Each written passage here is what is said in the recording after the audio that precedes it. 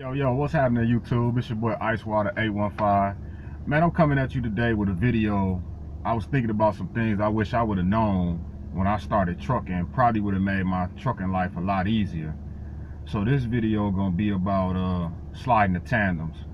When I started driving, I didn't even know that the tandems on the trailer slid. I started driving with a guy, with my buddy. I ain't even gonna say his name. He probably don't want his name on YouTube. Anyway, we was pulling containers out of a rail yard, and we never had to slide the tandems. So I didn't even know the tandem slid. And when I did find out that the tandem slid, you could imagine the little nightmare I had sliding the tandems, trying to get the weight right. I was down in Rolla, Missouri. Had a load of charcoal, dog food, water, stuff like that. They maxing you out. I was 79,980 and spent about $20 trying to get the weight distributed right on the axles, all because I didn't understand how the tandem slid. So with that being said, I'll do a quick little short video, give people some tips. If you went to truck driving school, you probably know all about the tandems. They might have already told you this. I didn't, so I had to learn the hard way. So I just want to share some of the things that I learned about tandems with you, and hopefully this video will help you. And I got some feedback from some of my recent videos saying that I was repeating the same thing over and over again. I probably was. I ain't really, I'm new to making videos, and I really go off the top of the head.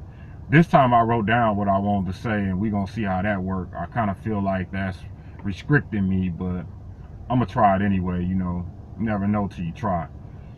So the first thing I'm gonna tell you about the tandems is, a lot of places gonna ask you to slide your tandems to the rear, whether they loading or unloading you.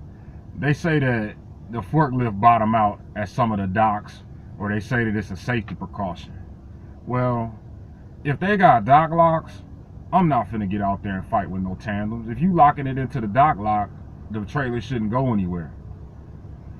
Only way I slide tandems and they got dock locks is if they come out and check, or they start to load me and tell me I need to slide the tandems. Then I slide them. If they don't have dock locks and it's cold outside, man, I'm not finna get out there and fight with no tandems. I'll just leave the air supply to the trailer. 9 times out of 10 that work. I get loaded, get out of there, never have to slide the tandems. Sometimes you're gonna pull into a spot and you're going to need to slide your tandems because you want to slide them, because it's going to be so tight in there, it's going to be easier for you to maneuver the trailer into that tight dock by you sliding the tandems all the way up. Not exactly the most enjoyable, but definitely a lot better than you buying somebody a mirror or a fender or a hood. I'm up to 3 minutes already, and I ain't even got to what I wanted to get to. I might run a little bit over on the 5-minute mark, but I'm gonna try and go quick. Couple things you should have in the truck or the cab with you, or in your toolbox, side box, whatever. One is a hammer. You should already have that. But 2 is probably a can of PB Blaster. I wonder who this is. It ain't no money. Probably a can of PB Blaster. The PB Blaster is so you can spray on the little mechanisms for the tandems, like the springs, the levers, the pins. Kind of free them up a little bit, make them a little easier. And the hammer is so you can hit the pins if they get stuck. I recommend spraying the tandems at least once a month and sliding the tandems just to keep them in good working order, because you never know when you're gonna have to slide them. Let's go through a couple things I done wrote down. As far as the tandems, on how to disengage the pins on the tandems.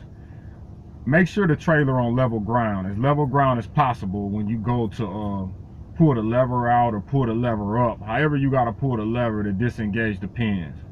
If the pins don't disengage, try tugging on the trailer brakes, either going forward or backwards with the tractor, trying to just, jar them loose a little bit, try and jerk them just a little bit. If you got a Johnson bar or Charlie brake, you good. If not, you're gonna have to set the brake inside the truck for the trailer. How to get the pin to stay out, or how to get the lever to stay out, or the lever to stay up when you by yourself. This one you need a good pair of vice grips. Yeah, I forgot to add that. See, that's what it is when you write stuff down. Back to the things you should have in the cab. Man, my seat feel like it's going down. I don't know what's going on with this. When I said you should have that PB blaster, hammer, and a pair of vice grips, you should already have this stuff in the cab. So to get the lever, I got a lever that pull out towards me. And a lot of problems I had with that lever is I couldn't get it to stay out by myself. I had to ask somebody to hold it out while I moved the tandems. Man, that got old real quick. What I started doing is pulling it out, clamping a pair of vice grips on it to keep it pulled out while I pulled the lever. How to distribute the weight on the tandems. If you need to put more weight on the truck tandems or the truck axles, whatever you want to call it, you need to pull forward to get that weight on the truck. If you want to put more weight on the trailer tandems or the trailer axles, you need to back up to put more weight on the trailer. Each pin is roughly, some people say the pins are between 250 pounds to 750 pounds. I don't know, depending on what trailer you got. In my opinion, all them holes is 500 pounds. That's how I do it. If I look at how much weight I need to move it, I count the holes. Every hole is 500. 500, 1,000, 15, 2,000, boom. That's how I'm moving it. That's what didn't work for me. Maybe my trailer 500. I don't know. Maybe yours is a little different. You got to play with it till you get it right. You'll find out real quick when they keep charging you that $1 to reweigh. The only way to get the weight off the steer axle is to move the fifth wheel position, which I don't recommend. 9 times out of 10, you're not gonna have to take no weight off the steer axle. You might if they got you loaded funny. I'm not gonna advise you to run around the scale, but if you follow me, you'll never have no problem. You know, if you see me out on the road, you follow me, you ain't even got to worry about it. The last thing I want to talk to you about, trying to keep these videos short as possible, is putting the tandems back. Hopefully before you slid the tandems, you looked at where the tandems were and you're able to put the tandems back in that spot. If not, most trailers have some markings on them that'll let you know where the tandems need to be set for whatever state you in. If they don't have that and you gotta guess, what I usually do is count 10 holes from the front of the trailer, the little tandem holes, and I put it in the 10th hole and basically just cross your fingers and hope that works for you. So like I said, I'm trying to keep these videos short as possible.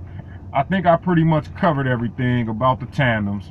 You got any questions about the tandems or anything like that, you can shoot me an email, askice815@gmail.com. I'll get back to you as soon as I can. I'll help you as much as I can.